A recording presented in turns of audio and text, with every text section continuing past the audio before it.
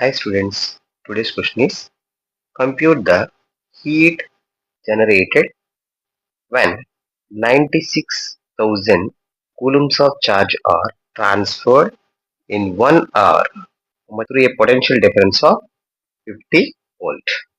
This is the question. Okay, ఇప్పుడు data మనం రాద్దాం. Given that Q is equal to 96,000 coulombs.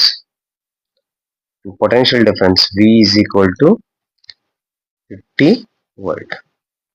So ఇక్కడ మనం యూజ్ చేయవలసిన ఫార్ములా ఏంటంటే V is equal to W by Q formula use చేయాలి. కానీ ఇక్కడ మనకి ఈ ఫార్ములాని చిన్న రీఅరేంజ్మెంట్ చేస్తే W is equal to V into Q. కానీ ఇక్కడ వర్క్ అనేది మనకి ఎలా బయటకు వస్తుంది అంటే హీట్ రూపంలో వస్తుంది.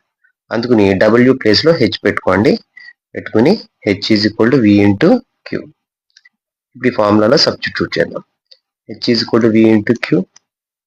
అప్పుడు H is equal to V value ఎంత ఇచ్చారమ్మా 50 ఇంటూ Q వాల్యూ అంట 96,000.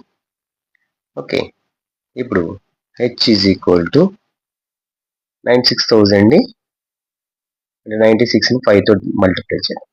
5 6 30, 5 9 45, 48. సో ఇక్కడ మనకి ఎంత వచ్చిందంటే 480, 1 2 3 4 4 zeros పెట్టు 1 2 3 4. ఓకే, అప్పుడు దీన్ని చిన్న రీఅరేంజ్మెంట్ చేసి మళ్ళీ 4.8 ఇంటూ 1 2 3 4 5 6 10 పవర్ 6 జూల్స్ అని రాసుకోవాలి. ఎందుకంటే హీట్ యొక్క